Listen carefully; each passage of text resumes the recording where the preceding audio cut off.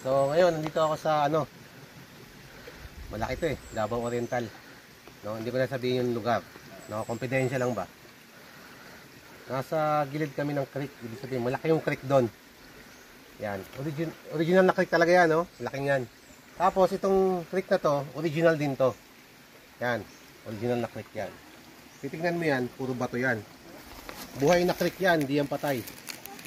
Dumadalo yan tubig. Yan. Yan. Ikot mo, yan. Yan yung terrain niya. Tapos dito sa kabila, bukid. Pataas, elevated. Ibig sabihin, yan yun. Taas niya. Nakaganon. Dalawang magkatabing mga taas.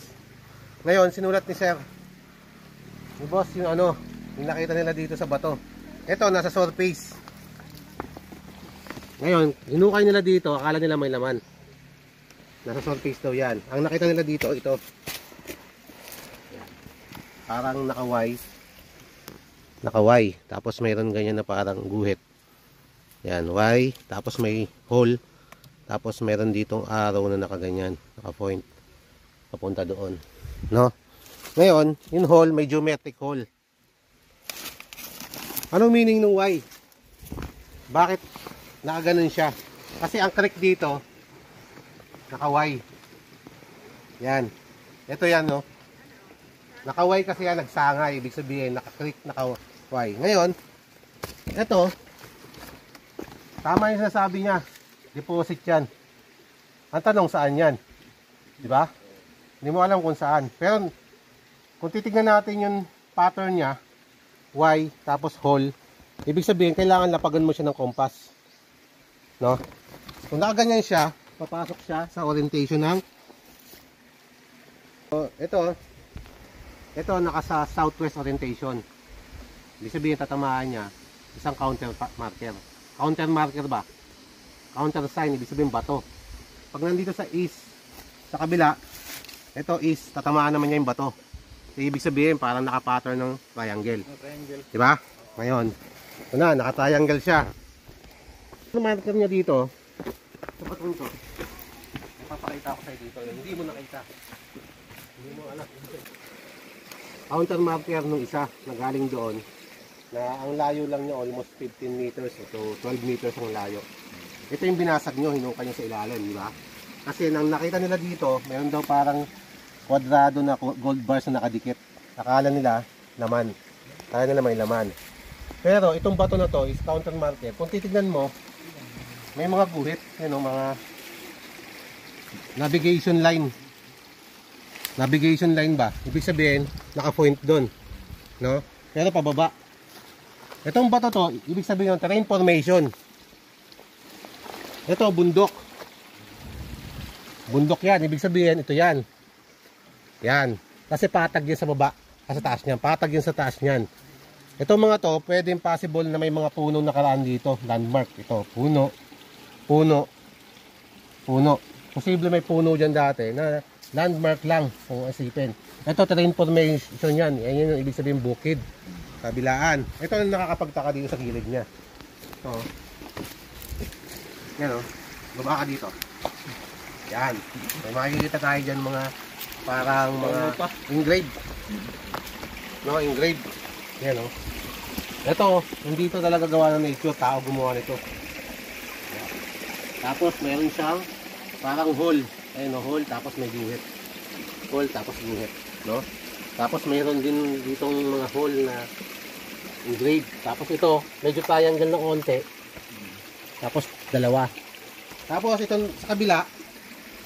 Ayan. Ito. Ito, tinatawag dito creek. Tawag dyan creek. Oh. Ayun yung creek. Ito yung creek dito. Ayan. Ito. Ayan. Ayan. Ito yan, no? Ayan, mahaba. Ito, yung malaki. Yung malaki. Ibig sabihin, double yung ano dito. Stone map. Double yung stone map. Creek yan. Tawag dyan creek. Ayan. Tapos ito. Ngayon, nakakapagtaka. Kaya tanong ko si Sir, kung anong sa tingin niya, kung magaling sa abstract, ano yun?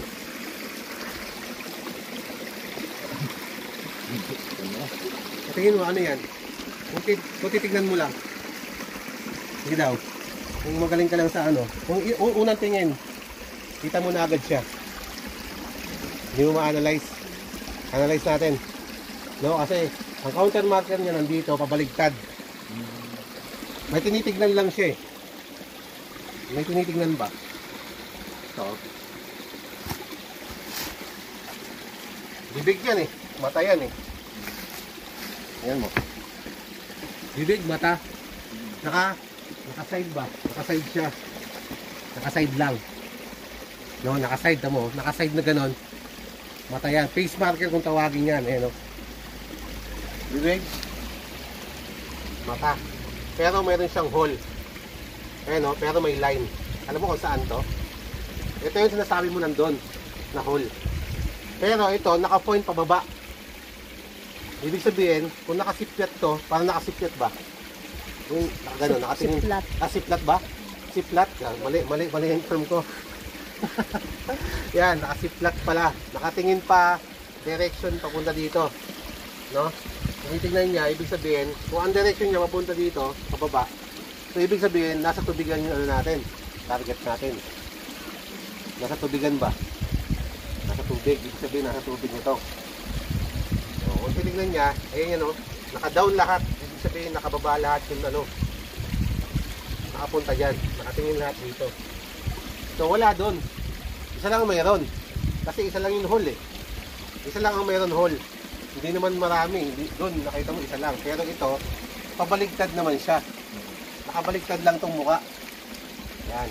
Ibig sabihin, kung hino kayo dito, malapit lang yan dyan. Almost ilang metros lang ang layo ang target natin. Nandito yan sa tubig. Nandyan yan. Before to siguro to, maano pa to, malalim pa siguro to. Dati ba kasi siyempre nag-bag down ba? Pero sa tingin ko, para sa akin, no, analyze ko, tama itong mata eh. Face marking kung tawagin to, face marker. Malilito talaga kayo doon kasi pag humuway kayo doon, wala naman talagang item doon. Nandito yan sa ano, pabaligtad yan, pabaligtad. Ano?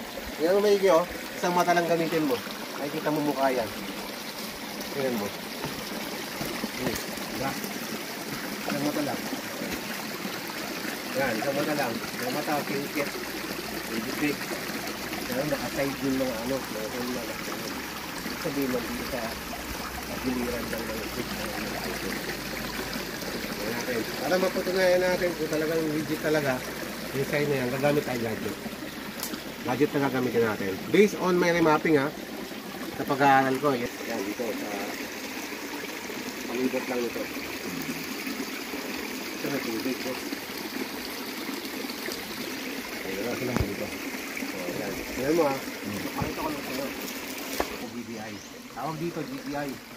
Meron itong ano, may grams saka volume, kilograms. Ibig sabihin ng grams mga mineral. Pwede mong gamitin sa mining, sa mga mining ka, mga minerals ng grams. Pero pag mga kilograms, yun yung mga volume na ba? Tingnan natin kung saan yung location niya, kung saan pupunta itong dowsing ko. Dowsing na gamitin ko.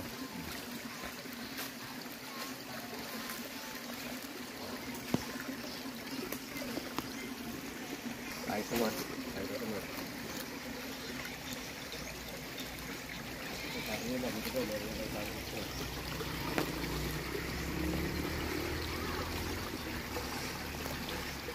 Natin kung saan yung mag-X. Eh, ibig sabihin, may signal siya doon, no, bro? Pag nag-X siya, mayroon signal yan doon, ayun.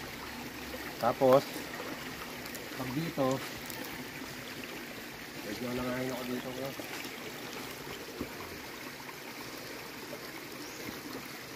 Ayan o. Ayan yung signal o. Puntaan natin ito doon.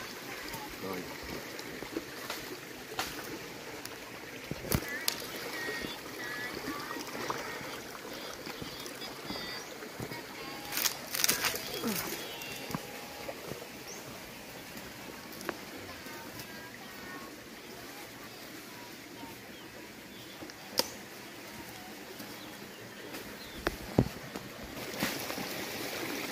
Ayan siya o. Ayan siya o.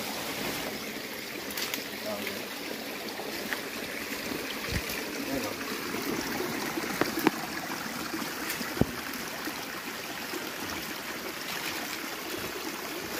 Walang X yan. Ayan.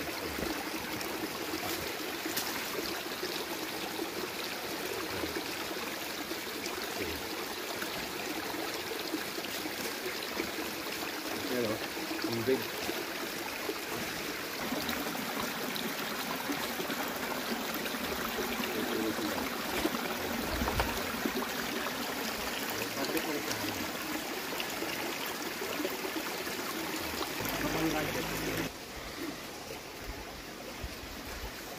Ah, 24 karat gold din. Tapos adjust ko lang ng mga 21 meters. Tapos okay ko. Para at least 20 meters lang yun pwede niya makuha. No? Lagi ah. Kung saan turo ah.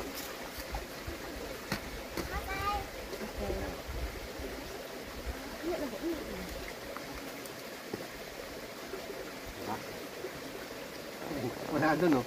Dapat yung nakuha niya na eh. Ayan oh. Tandaan lang yan ha.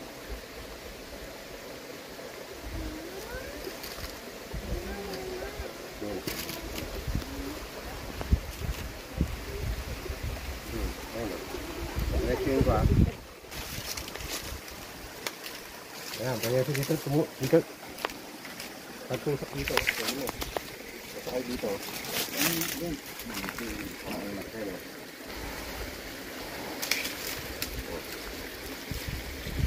So, kukuha siya.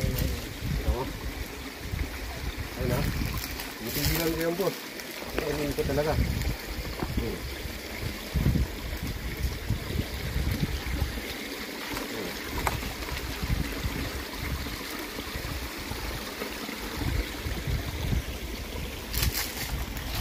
Ito ganda eh.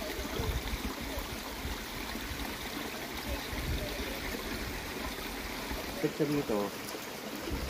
Meron siya dito ano, ikot. Yan o.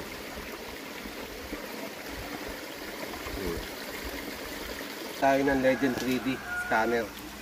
So, cellphone, Android cellphone ang gagamitin ko, no? So, mag-scan tayo dito sa ano. Marami na talaga dito pumunta. Marami na nagbalak na treasure hunter dito. Marami na mapping. Hindi ko alam kung bakit hindi nila tinamaan yung dito banda ba. Dahil sa sign na yan, no? Hindi nila nabasa yung face marker. Yung sign na yan, ayun. Marker, nasa bato. Ayun. Marami na pumunta, no? Mga ilang treasure hunter na pumunta dito? 5 o 4? 5, 4. Sa treasure hunter, pare-parehas ang ano nila. Pare-parehas ang basa nila. Reading. Iba-iba rin. Brother. Iba-iba? Iba-iba. Sige, i-scan natin to.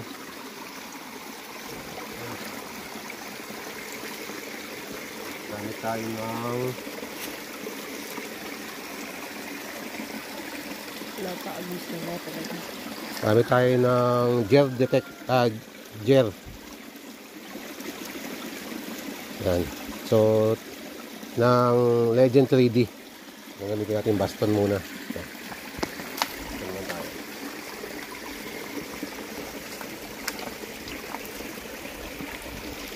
Kasi may ilan na ito.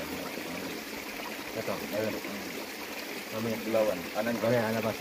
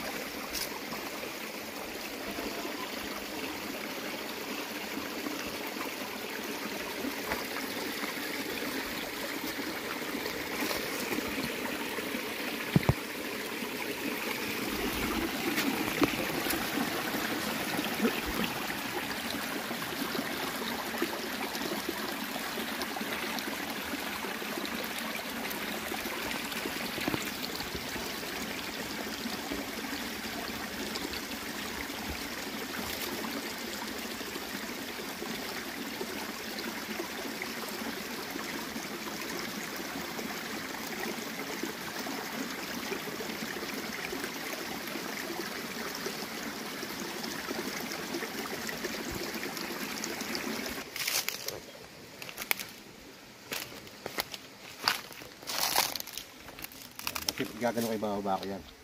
Gagano ka.